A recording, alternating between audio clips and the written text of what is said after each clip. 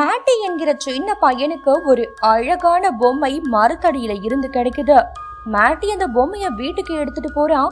அப்படி அவன் அந்த பொம்மைய வீட்டுக்கு எடுத்துட்டு போனதுக்கு அப்புறமா நிறைய அமானுஷ்யமான நிகழ்வுகள் அவனோட வீட்டுல நடக்க ஆரம்பிக்குது. மேட்டி இரவு நேரங்களில் யாருடனோ தனிமையில பேசுவதை பார்த்த அவனுடைய அம்மா அவனிடத்துல வந்து, மேட்டி, நீ யார் கூட பேசிக்கிட்டு இருக்க அப்படின்னு கேக்குறாங்க.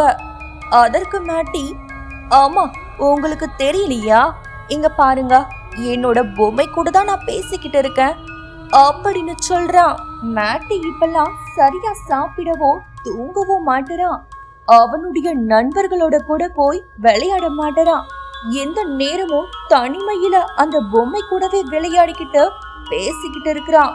இப்படி மேட்டி தனிமையில பொம்மை கூட பேசுறது அவனோட அம்மாவுக்கு சுத்தமா பிடிக்கல.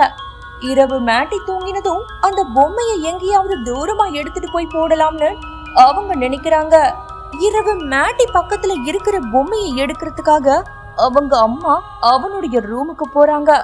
அப்படி போன பொழுது அந்த பொம்மை மேட்டியுடைய அம்மாவை முறைக்கிற மாதிரி பார்க்குது.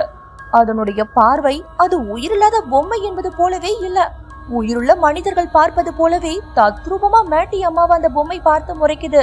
இதன் பிறகு இந்த பொம்மைய வீட்டுல வச்சிருக்க கூடாதுன்னு அந்த பொம்மைய கொண்டு போய் குப்பை தொட்டியில போட, அடுத்த நொடியே குப்பை தொட்டியில இருந்து பயங்கரமான சிரிப்பு சத்தம் வர ஆரம்பிக்குது. இந்த சிரிப்பு சத்தம் மேட்டி அம்மாவுடைய ஈரக்குலையவே நடுநடுக வைக்குது. பிறகு பொழுது விடிந்ததும் மேட்டி கிட்ட போய் அவங்க அம்மா, மேட்டி, நீ எங்க இருந்து இந்த பொம்மையை எடுத்துட்டு வந்த அப்படின்னு கேக்குறாங்க. அதற்கு மேட்டி, கல்லறை தோட்டத்துல இருக்கிற மரத்தடியில இருந்து எடுத்துட்டு வந்தேன் அப்படின்னு சொல்றான். இத கேட்ட அவங்க அம்மா, என்ன சொன்ன, சுடுகாட்டுல இருந்து பொம்மையை எடுத்துட்டு வந்தியா என்று மேட்டிய பாட்டு கேக்குறாங்க. இரவு மேட்டி அம்மா தூக்கி போட்ட அந்த பொம்மையுடைய சிரிப்பு சத்தம் இப்ப மேட்டி பின்னாடி இருந்து வர ஆரம்பிக்குது.